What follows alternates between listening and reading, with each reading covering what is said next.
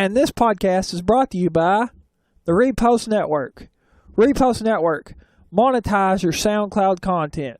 Sign up today at repostnetwork.com. And by Jeff from Sleep Cheap. Sleep Cheap, the home of the $199 mattress. This is the power of pro wrestling. A podcast by wrestling fans for wrestling fans.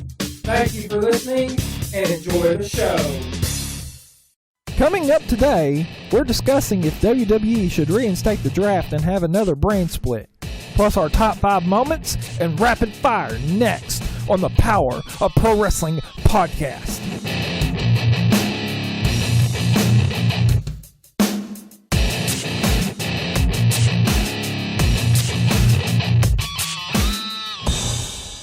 And welcome to your show. This is your host, Robert Red. Thank you so much for joining us. You already heard the open, so guess what? We have a little bit of a split decision, and we're not talking IHOP either.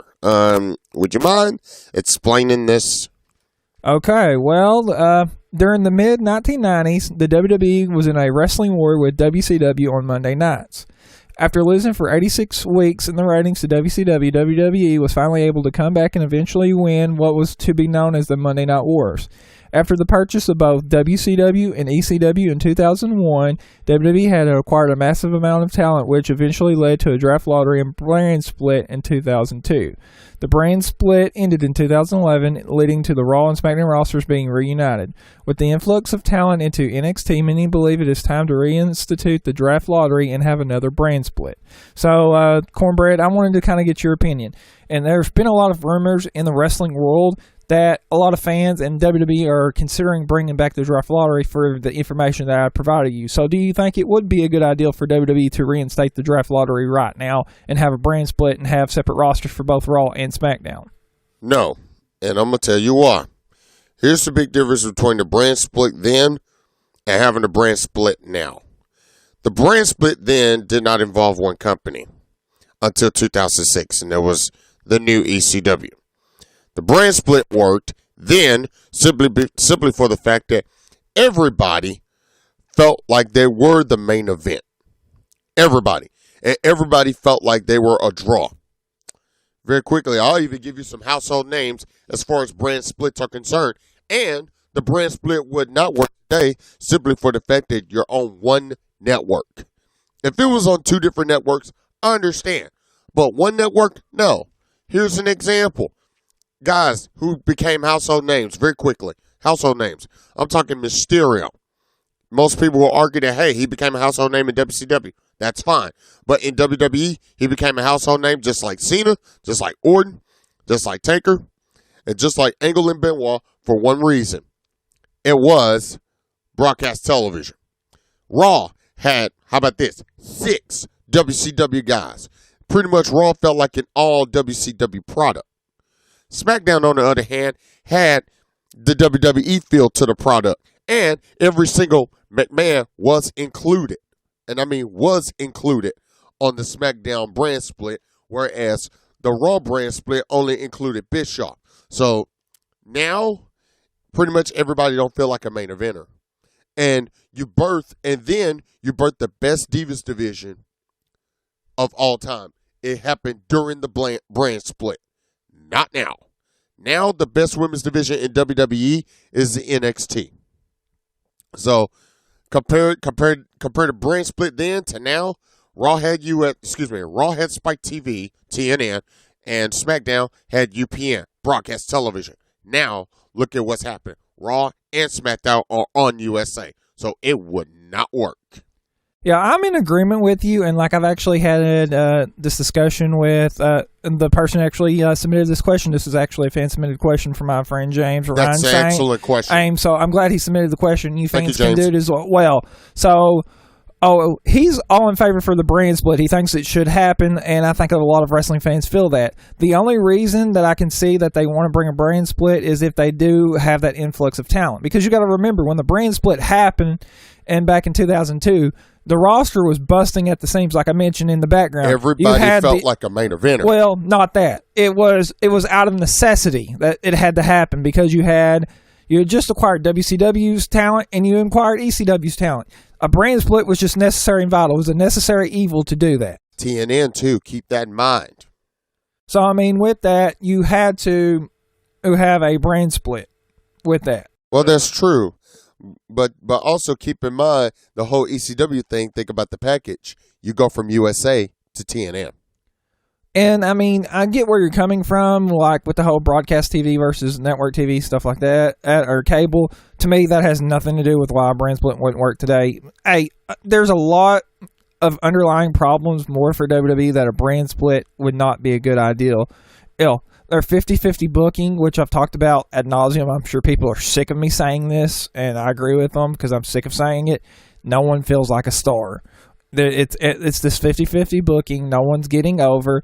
And some people might argue that's the reason for a brand split, so you can divide the roster and you can give more time to talent and let them develop and stuff like that. But, I mean, there's still underlying issues so that you can take care of without having to have a brand split. You can have guys that appear on SmackDown one week and Raw. It's utilizing your resources better is what WWE needs to do in this scenario. You don't have to have a brand split. There's not a reason or necessity like it was in 2002, because if you look at 2002, the pay-per-views, you started off well to where all pay-per-views were joint Raw SmackDown, and it was WWE pay-per-views, and you had both brands represented. But then you had to where you had only Raw and then SmackDown. And although people argue SmackDown had better ratings than Raw, to me, SmackDown is, unless you're going to put it on the same level as Raw, is not going to be a competitive brand. If you have name brand like at a store versus this value brand, and you're trying to make them compete, this name brand, if they're at the same price, this name brand is going to kill this brand all day long. So, I mean, SmackDown would have to be put on the same level as Raw for me in order for the brand split to work. All right. Since we talked about the influence of talent very quickly, let me ask you this question since the network thing don't matter to you. If it happened to WCW, would it work? So if WCW was around today, is that the question you're asking? Let me throw that at you since the network thing don't matter. Since Raw and SmackDown are both on USA, and then Nitro and Thunder were both on Turner Systems. Okay, well, would that work? Okay, if you're talking about WCW, if it was WCW instead of WWE and they had the roster, at that case it might. Because like I said, the brand split worked back in 2002 because you had all this influx of talent. WWE does not have that influx of talent right now. Granted, they have NXT to draw from, but I mean, it would still be a bad idea because it would be damaging to NXT to take all these top tier guys that are ready to come to the main roster like Finn Balor, Samoa Joe, Bayley, all them. You would potentially damage NXT, and that's where a lot of your value is. A lot of people are considering NXT to be the place to be. I mean, you've got Austin Aries. You could Eric Young and Bobby Roode have just been let go of Left TNA. They could be coming. You have like everybody who's anybody, I should say, is wanting to come to NXT. So, if you did do a draft lottery, that could potentially hurt NXT. But we've kind of ran over, which is good because I like these good lengthy discussions. But we're going to go to a quick commercial break, Cornbread, and we'll be back right after this, guys, so don't go anywhere. Tired of the same uncomfortable mattress? Want to sleep better without breaking the bank? I got good news for you. Go to Sleep Cheap. They have a huge inventory of mattresses at incredible prices. With guaranteed financing with no credit score required, that makes it easy for you to qualify for a brand new mattress. Use the promo code PPWP today and get 30% off. Go see Jeff Toddy at 2801 South Caraway Road in Jonesboro, Arkansas. It's time to get your sleep back. It's time to sleep cheap. Hey, this is Kevin Lancaster, and you're listening to the Power of Pro Wrestling podcast. Welcome back to the show. Brace yourselves. It's now time for our top 5. With all the exciting action this week, we'll be counting down our favorite moments, starting from 5 to 1, starting with number 5. My number 5, even though as much as I truly, truly hate this being closer to the bottom of the list, and it should have been a little bit higher, but there were other stuff that was a little higher that surprised me. I'm going to have to go to Monday Night Raw. The only great competitive match on there. Dolph, Triple H. Excellent match, extremely competitive. I had this closer to a 9 on the scale, just for the fact that it had you on the edge of your seat, and it answered the big question. Did Triple H have a lot of ring rust? Well, he did not. Dolph Ziggler, wrong place, wrong time, but right place, right time, because that could literally make or break his career. That's my number 5. Dolph Triple H, the only good match on Raw. I had it closer to a 9 on my scale.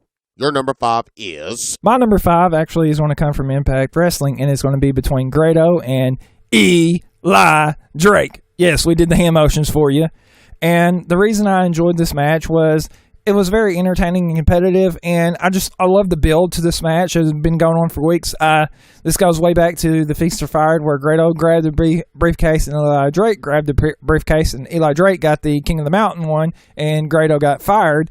And Grado has been saying there was a conspiracy for weeks, and then they had the video evidence, and they had been TNA management had been reviewing the evidence showing that Grado's case was tampered with maybe somehow, some way. So Billy Corgan decided to let the case go back to Eli Drake, but he gave Grado a chance to get a contract, and he had it as a ladder match. He put a contract up on a ladder, and he said, Grado, you grab it, you got a contract with Impact Wrestling. Eli Drake grabs it, you're gone. Plain and simple. And I loved it. You had Mahabali Shera come out. Believe you had Jesse Goddard come out. It was just a great competitive match. I enjoyed it. Very entertaining. And not as good as my other moments that were on the list this week, but I put it at number 5. Number 4. And your number 5 became my number 4. And the reason why it got higher on my list more than Dolph Triple H, and yeah, I've been taking notes on this one. A Flying Grado, that's 1. 2, the European takeover. And at some point, that's going to have to be discussed. At some point. The European takeover of TNA, extremely competitive to use your words, had a 9 on my scale. Yeah, the reason why, it was the surprise factor. Grado finally stepped up. Grado proved, literally, that now he wasn't just the big comedy act. He got higher on the scale. I had this one at a 9. Should have been a little bit more, but I had it at a 9 because Grado stepped up, because I could trust Eli Drake, whether it's his mouth skills or his wrestling skills. I could trust Eli Drake. What's your number 4? My number 4, you don't want none if I can put it that way. My number 4 will knock you out phenomenally. It is from SmackDown. I'm going Kevin Owens versus AJ Styles. I have to agree. And the reason for that is just this is a historic moment. Granted, I'm sure these guys have been on the indies several times, but just to see them on the big stage to compete between the two is just amazing. I love AJ Styles. You've actually had the opportunity to meet AJ Styles. Kevin Owens, I enjoy. He's a great heel, great worker, and I think that's why a lot of times he gets cheered when he should be booed when he's a bad guy. Plus, I love Kevin Owens because me and him have the same birthday like we do with Owen Hart, so I got to give it up for Kevin Owens. But just the competitive nature of the match, and then Jericho coming out at the end to kind of further up his feud with AJ Styles, I just enjoyed that. That's kind of why I put this at number 4. So that is kind of my number 4 for this week. Number 3. My number 3 goes to Ring of Honor. The whole program was intriguing for one reason. 7-team gauntlet. The winner to meet the World Tag Team Champions upcoming, either on Ring of Honor television or the ROH pay-per-view. In this case, think about this. 7-team gauntlet match, the true way a gauntlet's supposed to be run. And follow submission, losing team eliminated, the winning team moves on. I had my eye on Red Dragon. They were the stunners. But 7 produced 6 matches. 6 televised matches, all in a 1-hour period. And they ended up being pretty good. This one ranks up there as 10. Roppongi Vice ended up getting the win after being the squeaky grease that gets the wheel. That's my number 3. What's yours? Well, my number 3, I'm actually going to go to Lucha Underground for this one, and it is going to be the main event. It's going to be Phoenix versus Mil Muertes for the Lucha Underground title. And I enjoyed this just for the competitive nature of it and just the backstory. Once again, build is important to a match ranking high on my list. it being in the main event a lot of times will gather merit for me, but just the competitive nature of the match and the backstory. You've had Phoenix and Mil Muertes since season 1 have been going at it and have this feud. Last week, which I didn't do a podcast, but you had the amazing Pentagon Jr. Pentagon Jr., Prince Puma, and Mil Muertes three-way match. And then you had Phoenix cashing in his gift to the gods and saying, next week I want to shot the title. Well, it happened this past week. And just all that combined, great competitive match and getting a new champion, crowning Phoenix. And then the swerve at the end, that Aztec Warfare, his title's on the line, kind of like they did for WWE Royal Rumble. So that's why it's my number 3. Number 2. My number 2, which is dangerously close to being my number 1, goes to Impact Wrestling in the main event. On this one, I had, and for anybody that's watched TNA, old school TNA before it became 6 sides, you know exactly the route I'm going on this one. Old school TNA. Goes like this. World's Heavyweight Championship. Hardys versus EC3 three-way dance for the world title. Old school TNA where everybody got involved in the title match. Everybody. That means, literally, there is no dead moment in this match. But we had a little interruption. Drew Galloway cashes in on Matt Hardy and becomes the new world champ. That sucker ranked up there number, well, it got a 10 on my scale, but it ended up being my number 2 moment. What's yours? Well, my number 2 moment, apparently we were on the same wavelength this week. It's that, but it's more...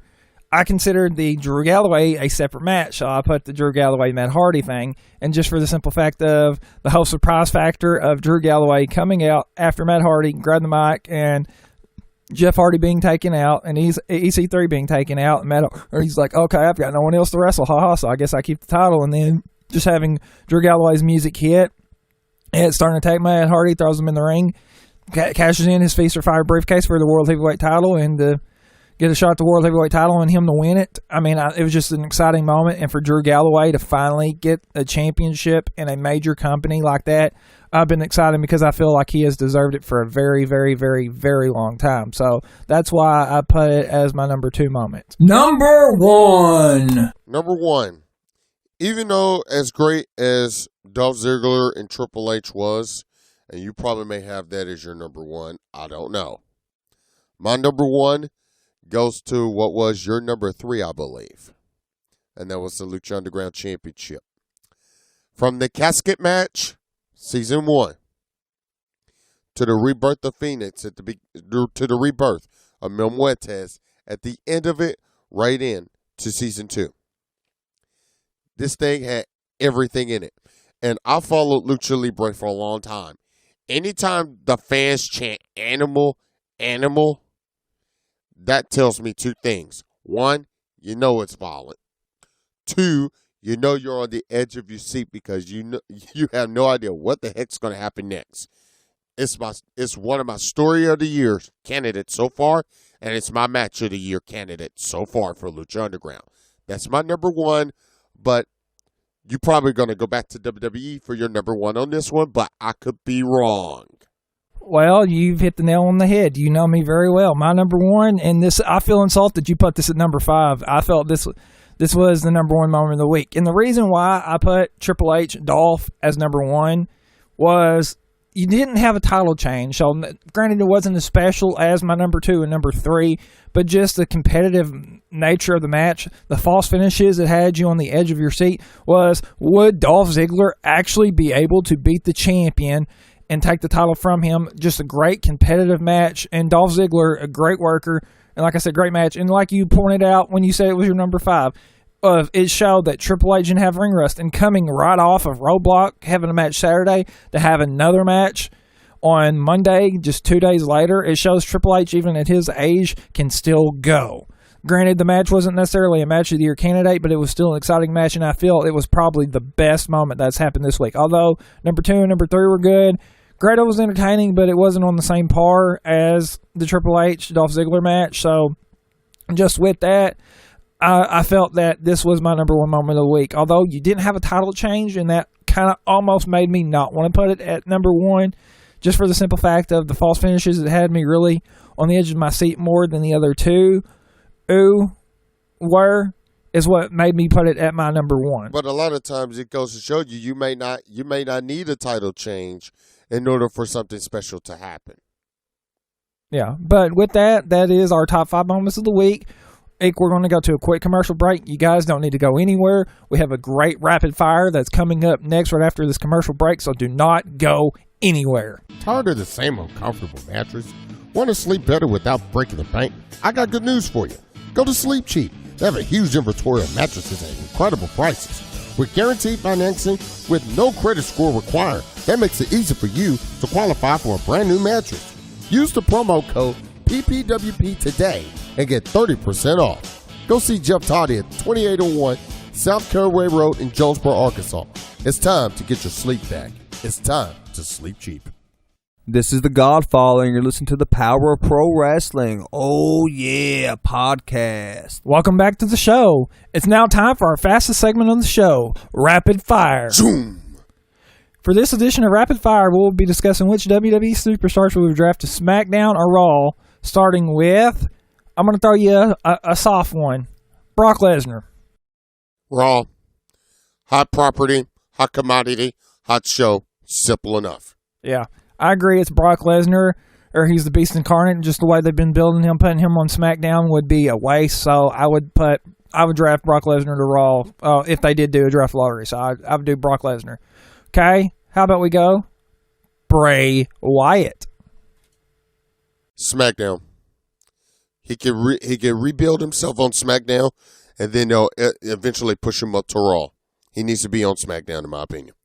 I agree. I mean, Bray at this point was coming in as a hot commodity from NXT, but they've kind of mishandled him and misused him. So I think SmackDown would be better for him just to rebuild him and reestablish him, and then you can bring him back eventually to Raw. So I'd say put him on SmackDown. How about John Cena? He started his roots on SmackDown. He really groomed himself to boost up to Raw. I say keep him on Raw. He needs to be live, and he can literally elevate the young talent the same way Triple H did, same way Ric Flair did. Keep him on Raw, in my opinion. Well, some would disagree about Triple H elevating young talent, but I agree. John Cena does need to go on Raw. He's a hot property like Brock Lesnar. He's the face that runs the place, so he needs to stay on Monday Night Raw.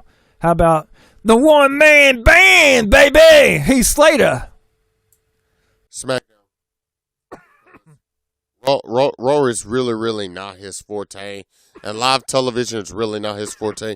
He needs to rebuild himself. SmackDown. I agree with you on that. Heath Slater does need to go to SmackDown just for the simple fact of he is not that hot commodity, and you could rebuild him on SmackDown and maybe eventually make him a hot commodity to where you could bring him back up on Raw. How about we go to the Lunatic Fringe, Dean Ambrose? Some would say SmackDown. In this case, if I really want to put in, if he's not in the main event status, I would say Raw.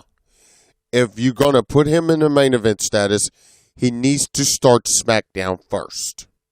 Because if he gets main event SmackDown first, if he gets on the main event scene of SmackDown first, then it will elevate his stock to the main event scene on Monday Night Raw. So I would say if non-main event, Raw. Main event, SmackDown.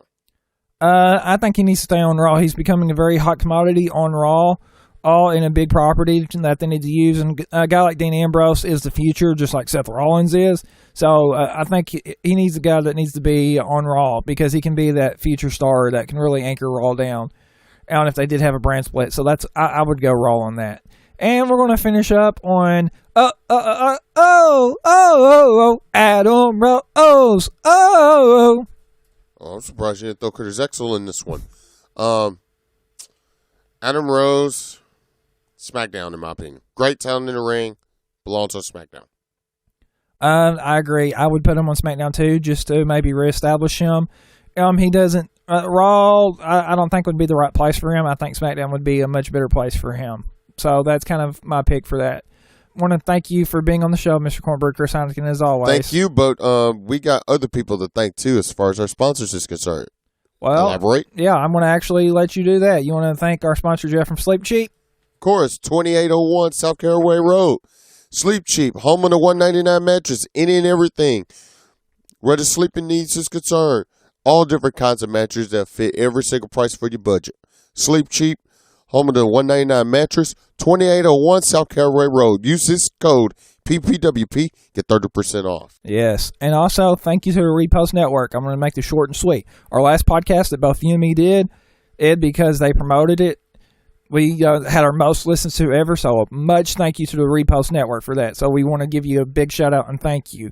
Check out all of our social media outlets. You can follow me on Twitter at Robert Red Jr. I have Instagram, which is Robert Red Jr. YouTube, I've started doing videos, guys, that you can check out my YouTube channel. It's youtube.com/user/the Robert Red. Also, you can follow my guest, Mr. Cornbread Chris Heineken. You want to give your Chris Heineken 1 on Twitter. The latest information. You can, like you said, you can follow him.